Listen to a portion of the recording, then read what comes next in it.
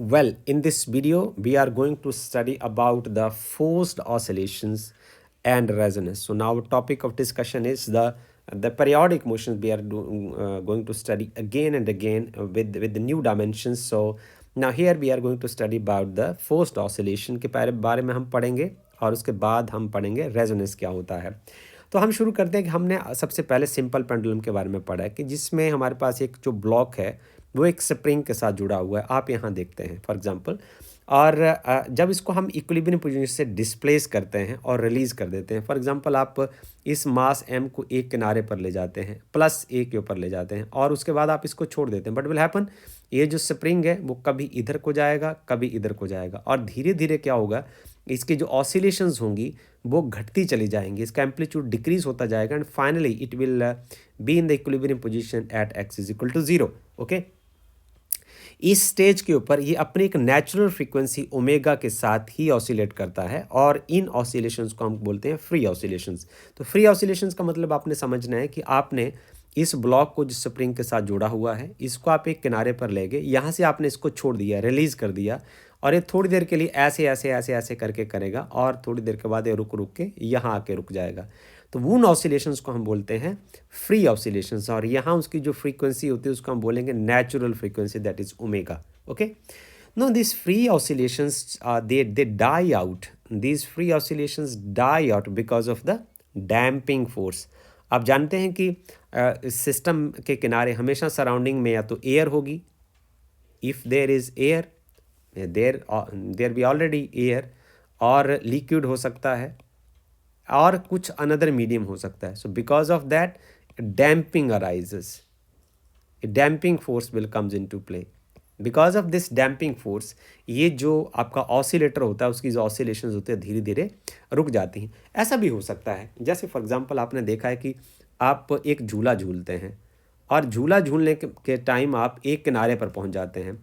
जब आप एक किनारे पर पहुंच जाते हैं तो जैसे आप झूला झूल के एक एक्सट्रीम पोजीशन पर आते हैं और वहाँ से यदि आपको लगातार कोई धक्का देता चला जाए, जितनी आपकी ऑसिलेशन डाई आउट होती हैं उतना आपको एडिशनल फोर्स यदि हम दे देते हैं तो आपकी जो ऑसिलेशंस हैं वो मेंटेन रहती हैं। ऐसी ऑसिलेशन को जिसको हम एक्सटर्नल एजेंसी के साथ मेंटेन करते हैं उन ऑसिलेशंस को हम बोलते हैं forced oscillation. These oscillations are called forced oscillation. इसमें होता क्या है कि देखिए आप, ये आपका रहा ऑसिलेटर जिसका कोई मास m है, आप उसको इस किनारे पर लेके गए फिर आपने छोड़ दिया, तो सबसे पहले वो क्या करेगा, एक नेचुरल फ्रीक्वेंसी ओमेगा के साथ ऑसिलेट करेगा। अब क्या हुआ, जैसे उसकी फ्रीक्वेंसी घटने लगेगी, जैसे वो एक एक्सट्रीम पोजीशन पर आता है, आपने एक पीरियोडिक फोर्स के साथ, पीरियोडिक फोर्स का मतलब हुआ एक फिक्स टाइम के बाद आपने दोबारा हर बार धक्का देते चले जाना है। जैसे कोई झूलना झूलने वाला बच्चा होता है ना, बार बार किनारे पर पहुंचता है, थोड़ा सा धक्का आप और देते चले जाते हैं तो काफ़ी देर उसका जो झूला है वो चला रहता है। सो इस फ्रीक्वेंसी को हम बोलते हैं derived frequency, this is called a driven frequency. So most important fact of the forced periodic oscillations का क्या है कि इज दैट द इसमें जो आपका सिस्टम है वो नेचुरल फ्रीक्वेंसी से वाइब्रेट नहीं करता, नेचुरल फ्रीक्वेंसी से वो ऑसिलेट नहीं करता, it oscillate with this the derived frequency of the external agency. External agency की फ्रीक्वेंसी क्या है उसके साथ वो ऑसिलेट करता है, राइट। और इस स्टेज के ऊपर जो फ्री ऑसिलेशंस होती हैं वो डाई आउट हो जाती हैं ड्यू टू डैम्पिंग। ओके, अब most familiar example of the forced oscillation एक वो है जिसका मैंने आपके साथ डिस्कस किया है कि जब एक बच्चा जो है वो झूला झूलता है और वो क्या करता है कि यदि मान लो उसको कोई धक्का देने वाला नहीं है ना, तो वो क्या करता है, हर बार पैर ज़मीन के ऊपर एक फ़िक्स टाइम के बाद लगाता है और जितना उसका जो मैकेनिकल एनर्जी घटती है उतनी वो जनरेट कर लेता है। ओके, तो ये इससे इसके साथ वो अपना जो झूलने का प्रोसेस है उसको मेंटेन करके रखता है। ही और she can maintain the oscillations. So suppose करते हैं हम कि हम एक एक्सटर्नल फोर्स लगाते हैं, we apply some external force to maintain the oscillations of amplitude f0। Okay, and that varies periodically, वो पेरियोडिकली वेरी करता है। यदि वो पेरियोडिकली वेरी करेगा तो आपको ये पता है कि हमने पेरियोडिसिटी और पेरियोडिक फंक्शंस पढ़े हैं। तो आपका ये जो फोर्स है applied force, that is the function of T, it is equal to f0 cos of omega D T ही होगा। ओके, क्यों, क्योंकि जो कॉस ओमेगा टी है ये अपने आप में एक पेरियोडिक फंक्शन है। Okay, so the motion of the particle under the combined action of a linear restoring force. अब हमारे पास कितने कौन कौन से फोर्स होंगे? एक रेस्टोरिंग फोर्स होगा, एक डैम्पिंग फोर्स होगा और एक टाइम डिपेंडेंट ड्राइविंग फोर्स होगा। और जो जिसको हम अभी एक्सप्लेन करने की कोशिश करते हैं हाउ इट कम्स। देखिए ये ऑसिलेटर है, अब हम इसका मैथमेटिक्स करने की कोशिश करते हैं। देखिए the number of forces acting on the block of mass m आर the number of forces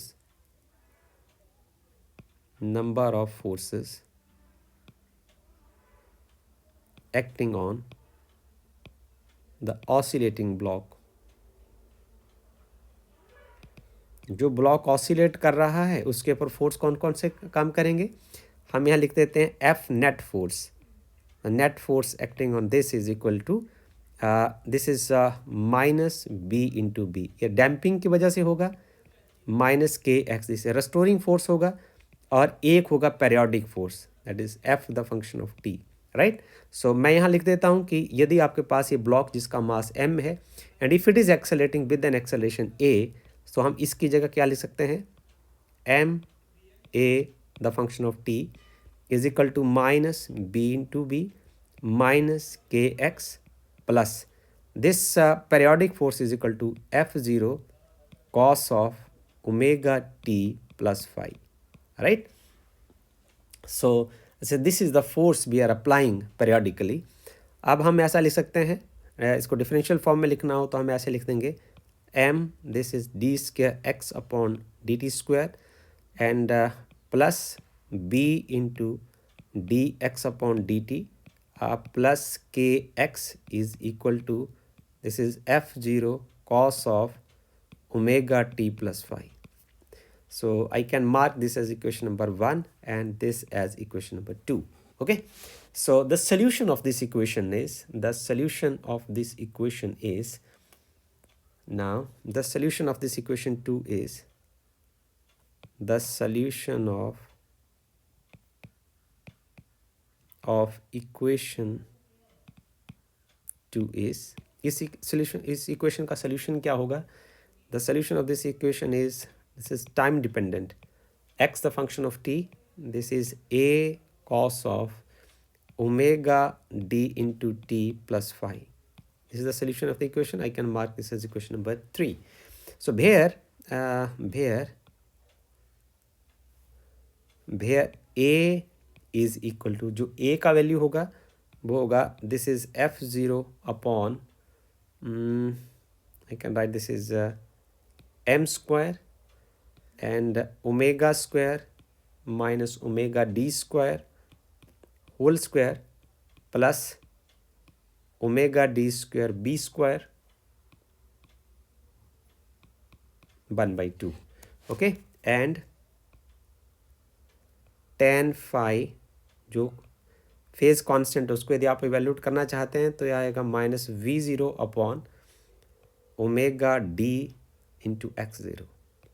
Okay, so here v0 and b0 is the velocity of the oscillator and x0 is the displacement of the oscillator at time t is equal to 0. So here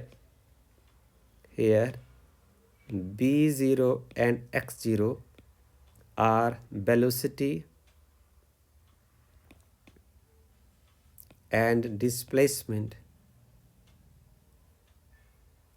at time t is equal to some 0 second. Okay, so now we will go now for some special cases. So I will mark this as equation number 4. This is equation number 4 and this is equation number 5. So I will now concentrate on equation number, I'll concentrate now on equation number, I'll go for equation number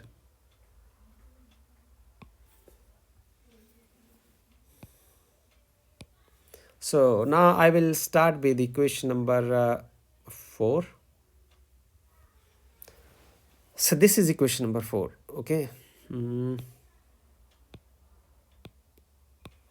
so this is equation number 4. So now the case we will now discuss that we consider two cases here. We consider we consider two cases, हम दो cases consider करते हैं. Number one, यदि ऐसी condition हो जाए when damping is small, in the case one is small damping,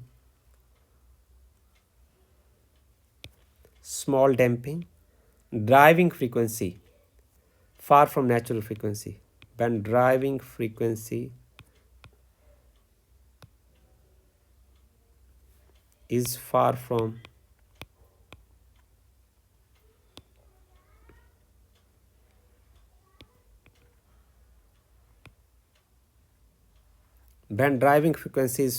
natural frequency.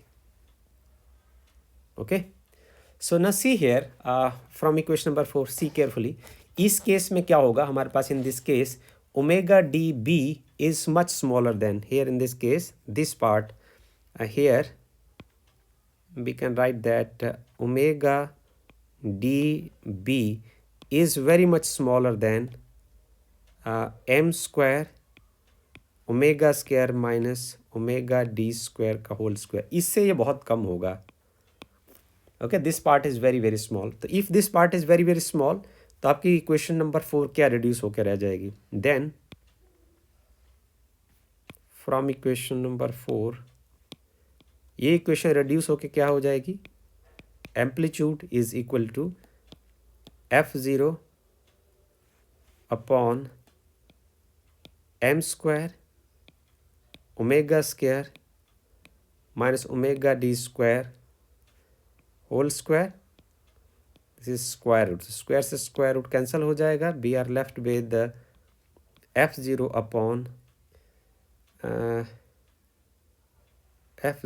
Upon m into omega square minus omega d whole square. Okay, so this is equation number 5 and equation number 6. So now this shows that the dependence of the displacement amplitude, ये बताता है कि जो displacement amplitude है, it depends upon the driving frequency. It depends upon the driving frequency of the for the different amount of damping present in the system. So हम ये देखते हैं, इसको हम आगे इसको डिस्कस करेंगे ग्राफिकली कि ये जो वैल्यू होगी amplitude will be maximum if the amplitude will be greatest. The amplitude is greatest for omega d upon omega is equal to 1, right? So we'll see in the curve, but practically at this point of time when omega d upon omega, इसका मतलब क्या हुआ कि omega d जब omega के बराबर होने लगेगा, आप यहाँ प्रैक्टिकली इस करके देखिए, जब आप इसको यहाँ भरेंगे तो omega is equal to omega d, this part will come equal to 0 and a tends to infinite. इससे क्या हो जाएगा, एम्पलीट्यूड जो है वो इन्फिनिटी हो जाएगा. So but this practically it is not possible. This is only the ideal situation. This is only ideal situation. This is only ideal situation. It's not real, not possible in reality. Not possible in reality. Okay, because damping will always be there. हम इसका एक special case, दूसरा case करते हैं. Second case हमारे पास क्या होगा, driving frequency is close to natural frequency when driving frequency is close to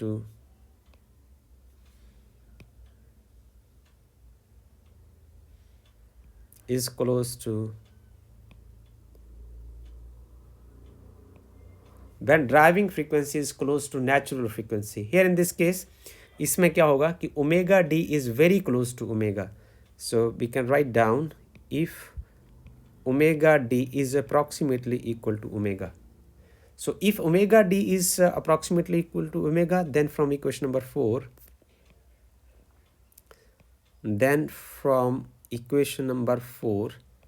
but you will see if omega d is approximately equal to omega, तो जो first part of this equation number 4 will abolish. You are left with the a is equal to f0 upon omega d into b only. Omega d into b only. Okay, this is very important. So this makes it clear that maximum possible amplitude, this makes it clear that this is, I can write it as equation number 7.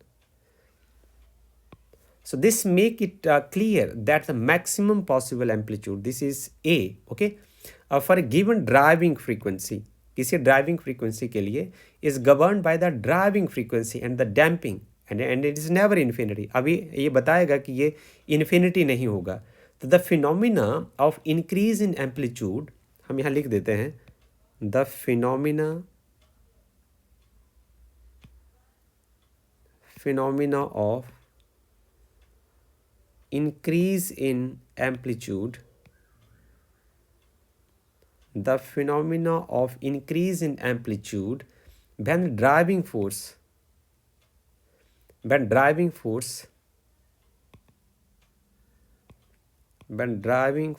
is close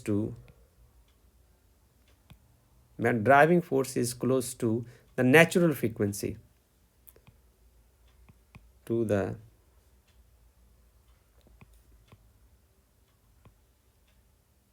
is close to natural frequency of the oscillator. Natural frequency of the oscillator is called, इसको हम क्या बोलेंगे? This is called resonance. This is what the resonance is. This is what we have to study from this article. Thank you.